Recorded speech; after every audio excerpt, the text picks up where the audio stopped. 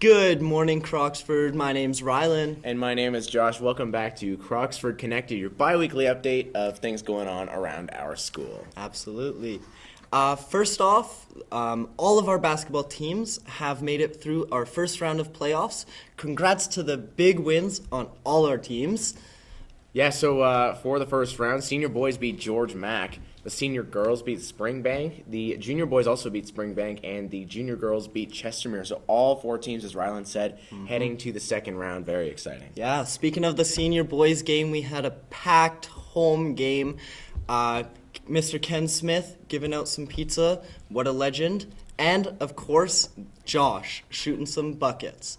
Not this one. He's never made a basket in his life. The Josh. Let's take a look.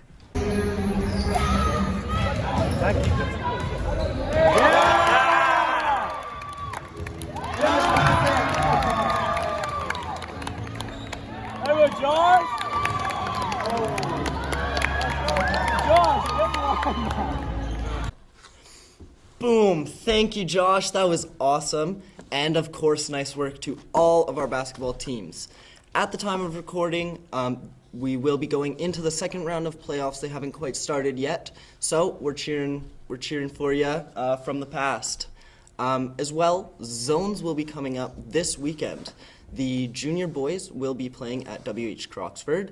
The junior girls will be playing at High River.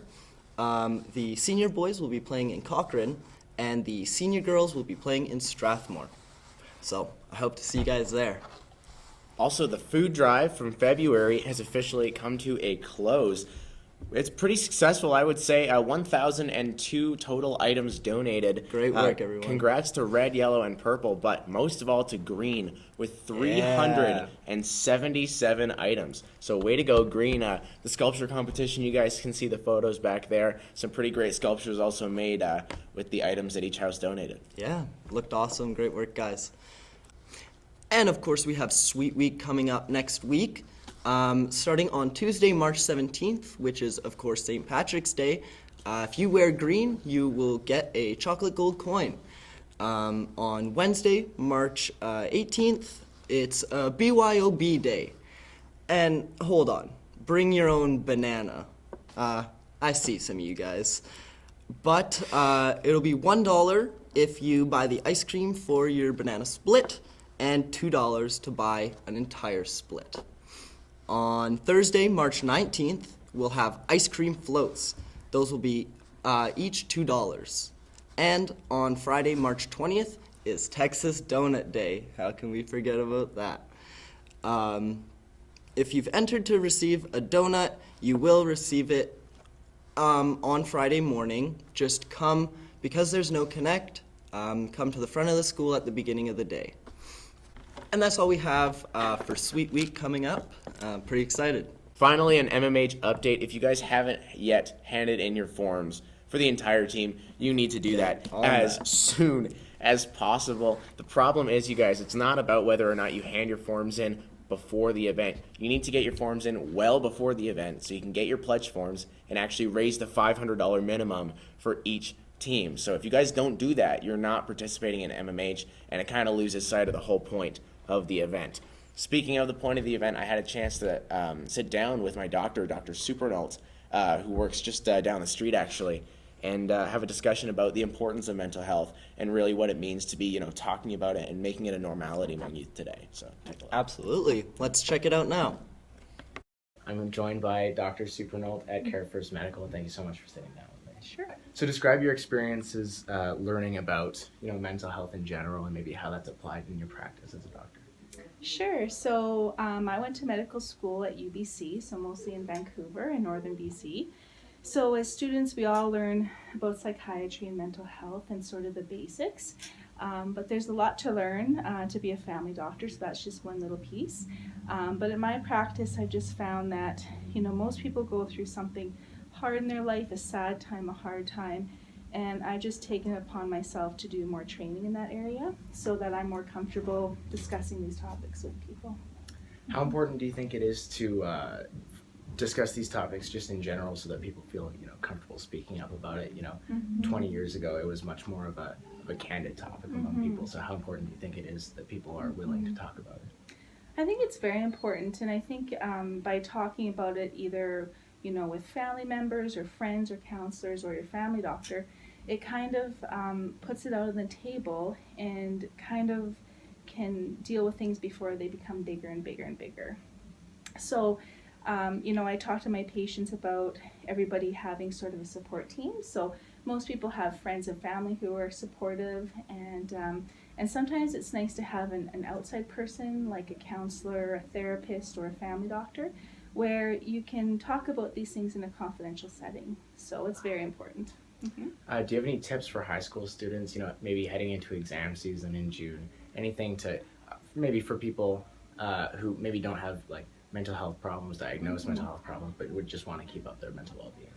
Yes, there's a few things. One is sleep. Sleep is very important for everybody, and especially people in your age group where you're still growing, your minds are still growing, and it's very easy these days to fall into bad sleep patterns with iPhones and screen time in general. So I would say focusing on sleep is very important because affecting learning, but also mental health. So if we're feeling really tired and run down, it'll make all moods worse. So that's one thing. Another thing is to reach out to people if you are having a hard time. So if the stress of exams or family stuff or school stuff is getting to be too much, find someone to talk to.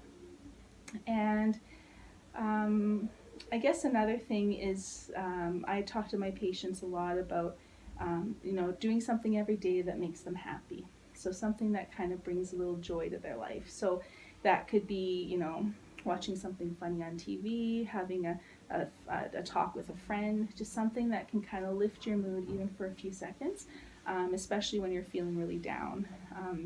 I talk to patients about how when you're feeling really sad or down, it kind of permeates and affects your whole life. Well, the same thing with good.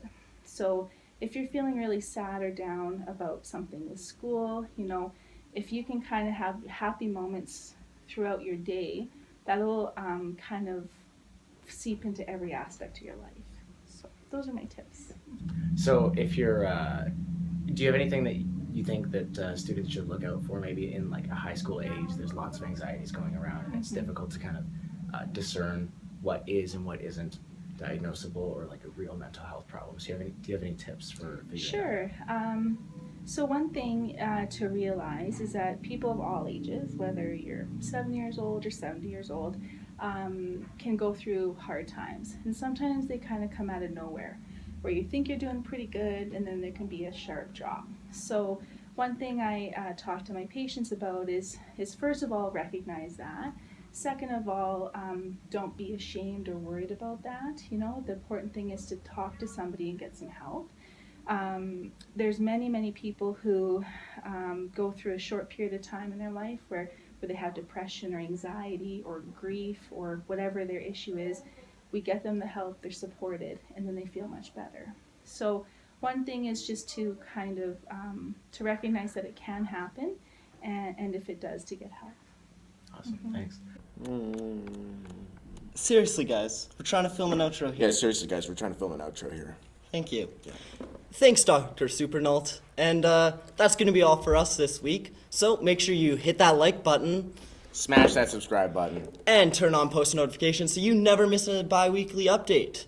I've been Rylan. I've been Josh. Get ahead. Get graduated.